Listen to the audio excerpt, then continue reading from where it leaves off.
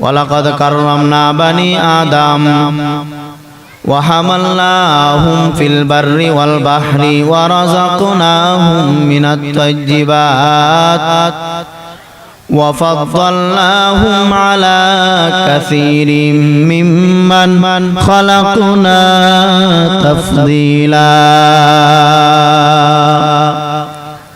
বনি আদম বড় দামি।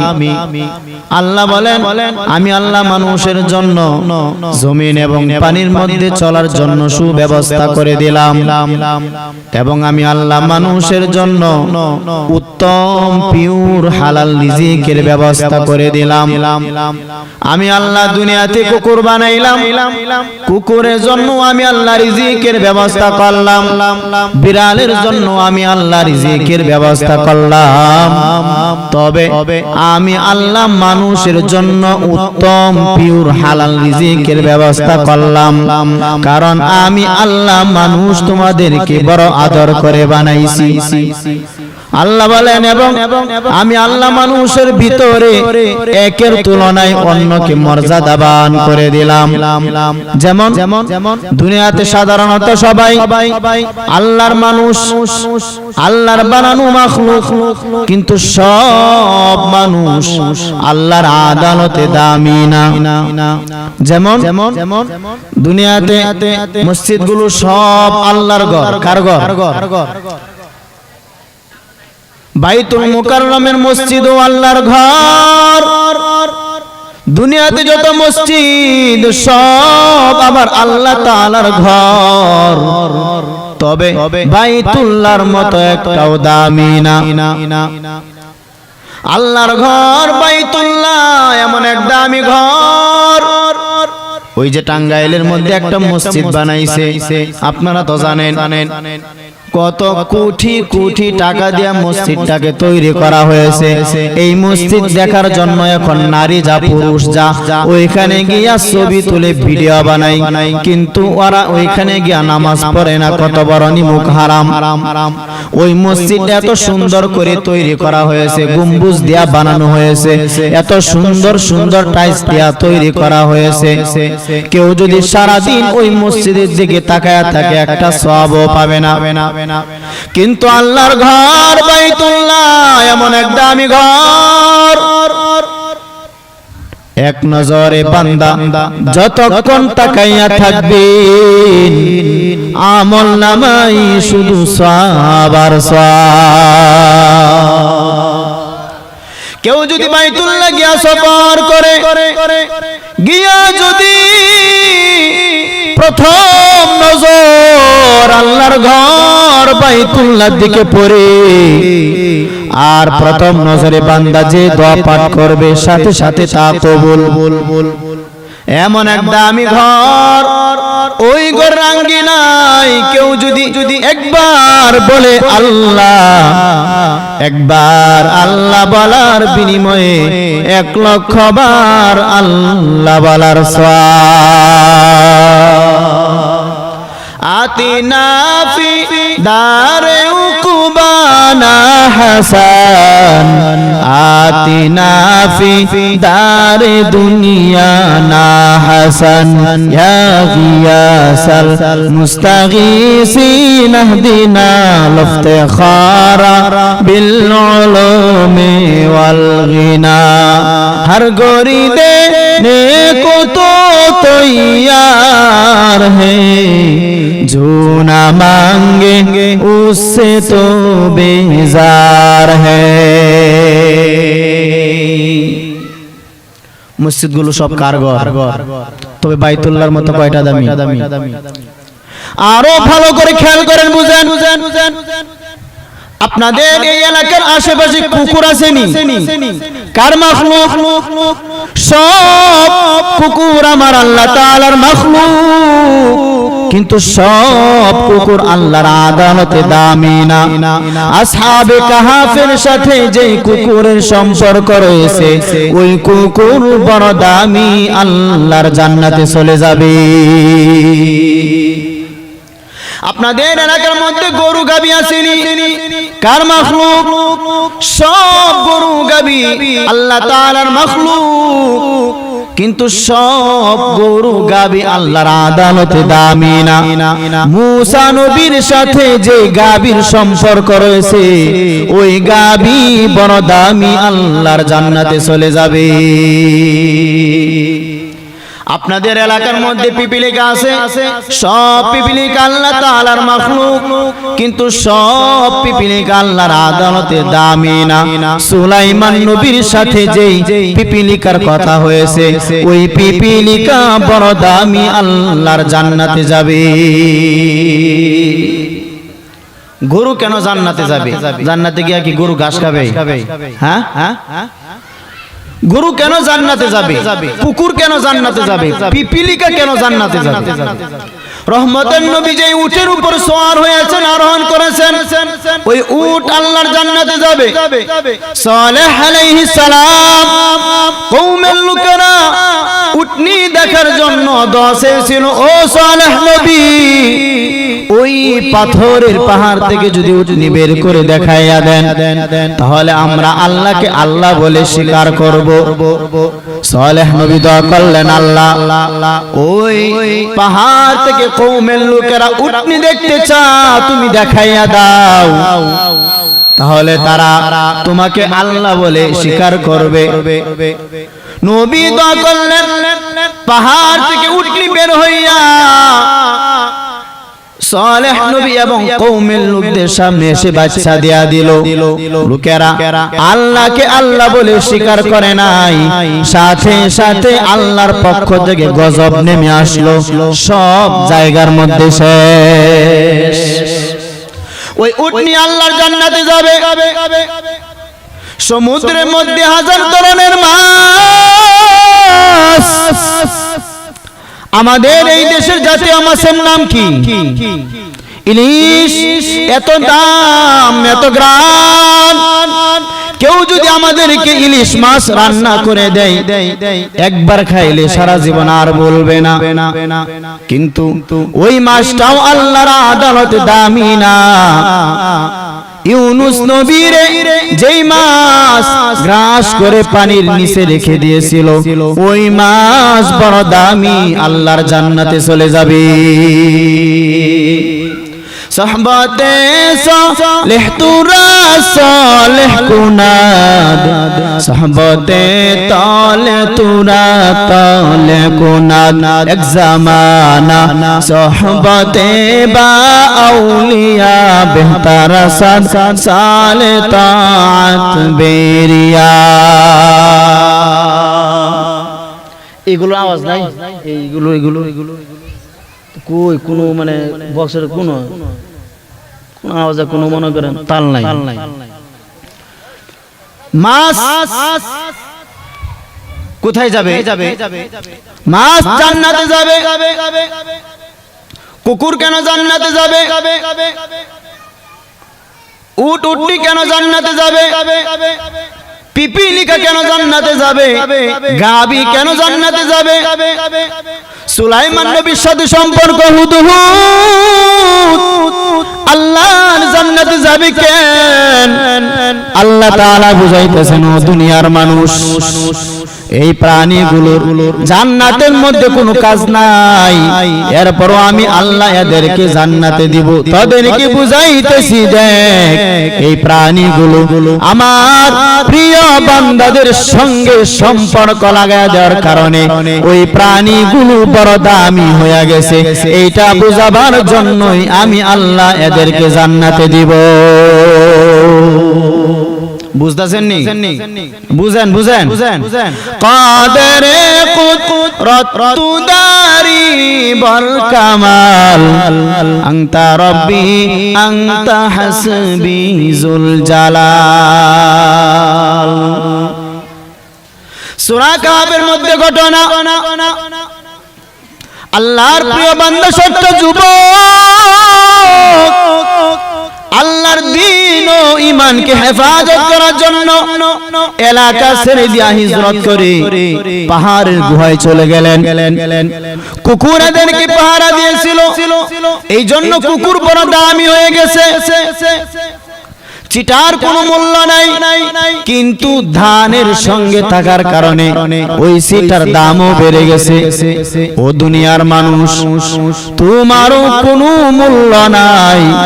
দুনিয়ার মানুষ সব আল্লাহ তাআলার বানানো মাখলুক, কোনো দাম নাই।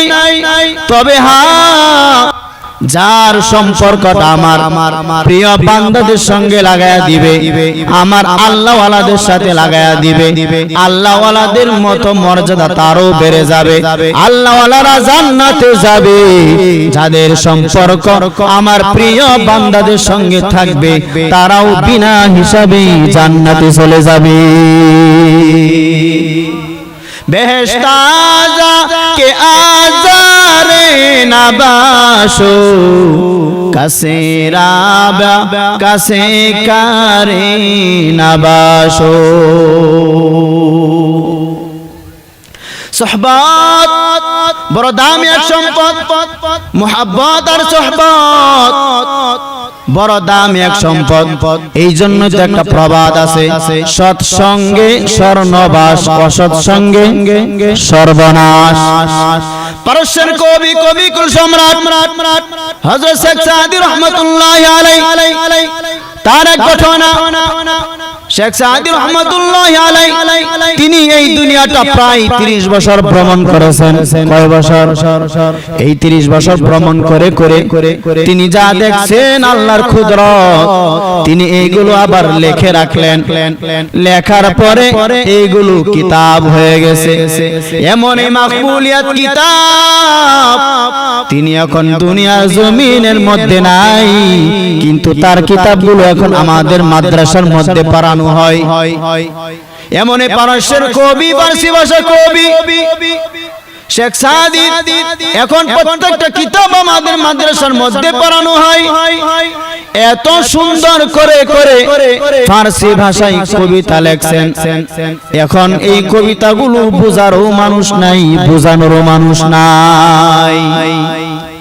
শেখ সাদী রহমাতুল্লাহি আলাইহি তার কিতাবের মধ্যে একটা ঘটনা বর্ণনা করেন। তিনি বলেন, আমি একদিন গোসলখানায় গোসল করার জন্য প্রবেশ করলাম। গোসলখানায় যাইয়া দেখি ওই গোসলখানা থেকে মেশকের ঘ্রাণ আসতেছে। কোথায় থেকে? গোসলখানা থেকে মেশকের ঘ্রাণ। শেখ সাদী বলেন, এত ঘ্রাণ কিসের? আমি তাকাইয়া দেখলাম চতুর্দিকে নজর করতেছি, কোথাও কোনো কিছু পাওয়া যায় না। খুঁজতে হঠাৎ তাকায় দেখি একটা মাটির চাকা দেখা যায়।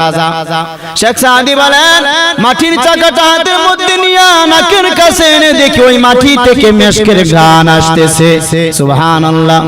শেখ সাদী এবার মাটিকে ফার্সি ভাষায় প্রশ্ন করলেন, গালি খাশবু এদর হাম্মামে রুজে রসিদাস দস্তে মাহবুবে বাদাস্তাম ভুতু গুফতাম কে মেশকে আবিরি কে আজবুয়ে দিলাওয়িজে তুমাস্তাম বাগুফতাম গলি নাচি যে বুদাম ওয়ালাকিন মুদ্দাতে বাগেল না সুস্তাম জামালে হাম নুশিদার মান আসুরকা ওয়াগার নামান হুমা খা খাম কে হাসতাম।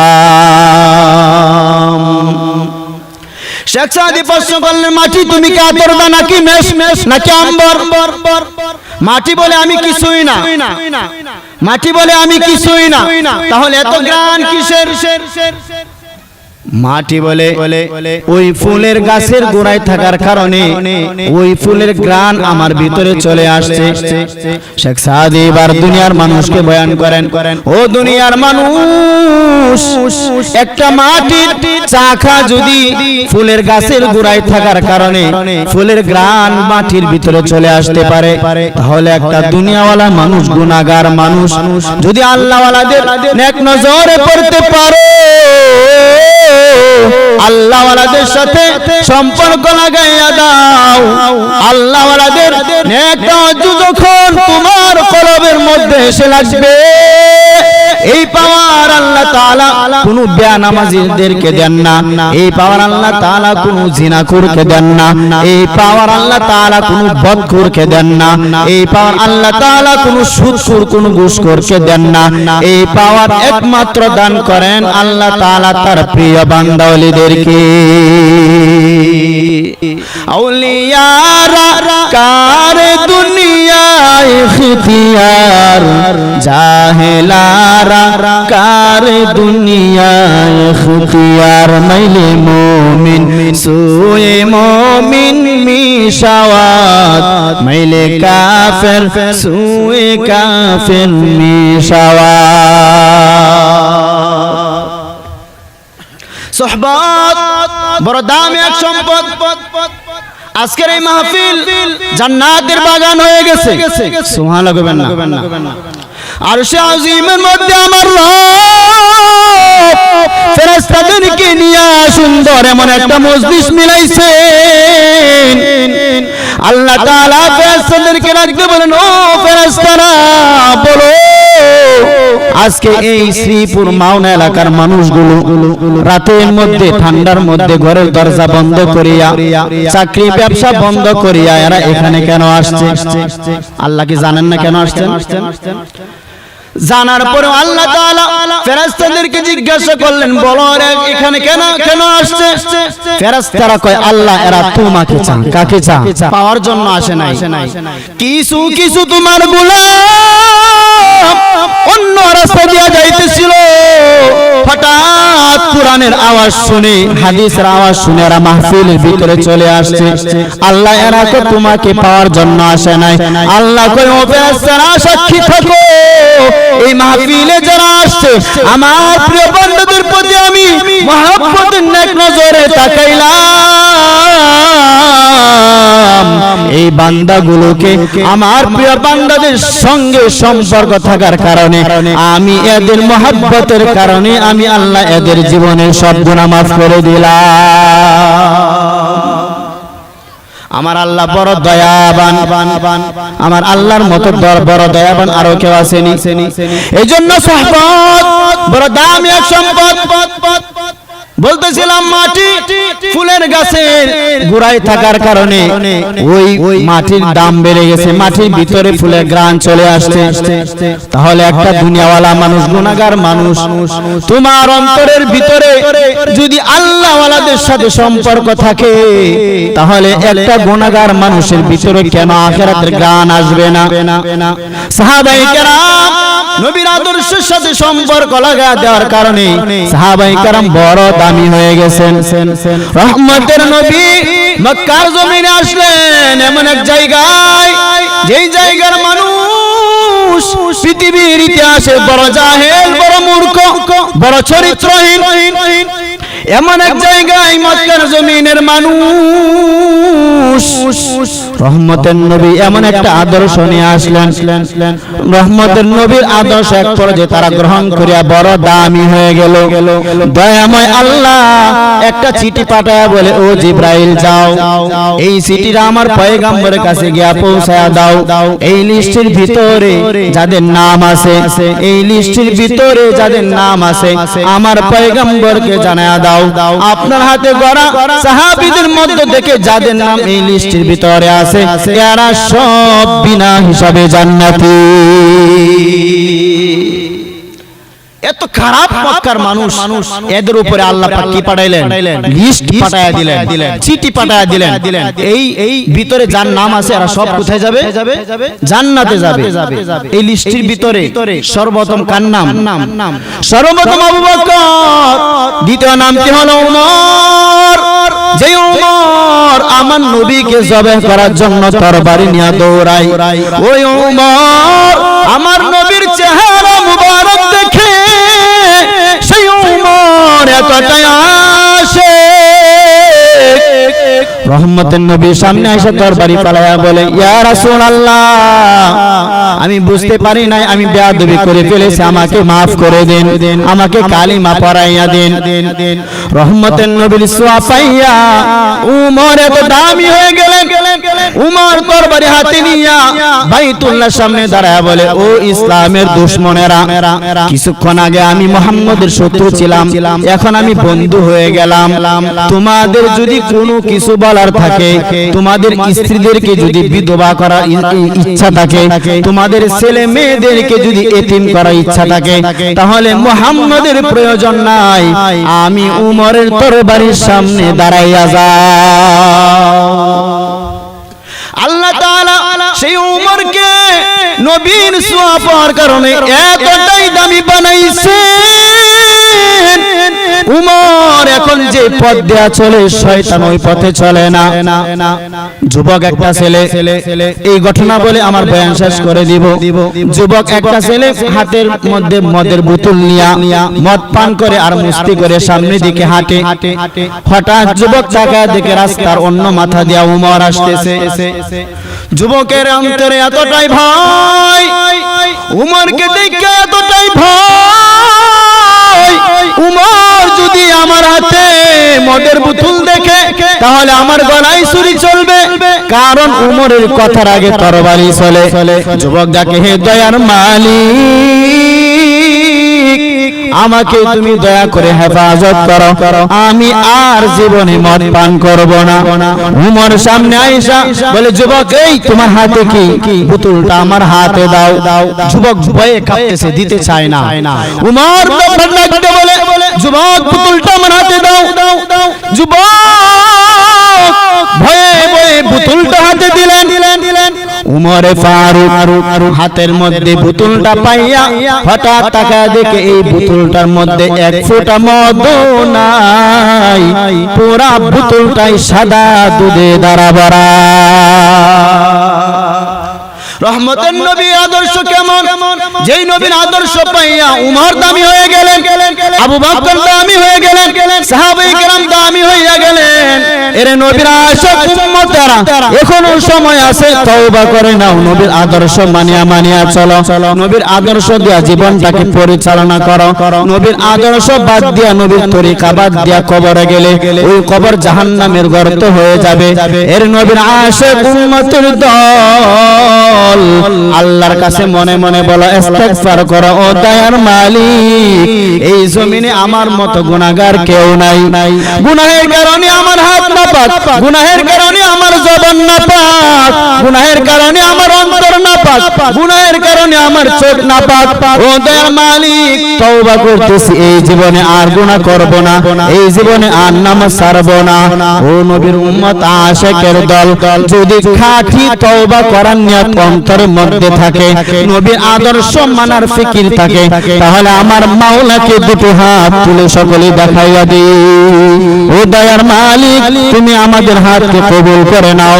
ও দয়ার মালিক, এই জীবনে আর নামাজ ছাড়ব না, আর রোজা ছাড়ব না, গুনাহের কাজের সাথে জড়িত হব না, সুদের সাথে জড়িত হব না, মদের সাথে জড়িত হব না, ঘুষের সাথে জড়িত হব না। ও দয়ার মালিক, মা বাবার সাথে বেয়াদবি করব না, দেশের বিরুদ্ধে যাব না, ইসলামের বিরুদ্ধে যাব না, নবীর আদর্শের বিরুদ্ধে যাব না।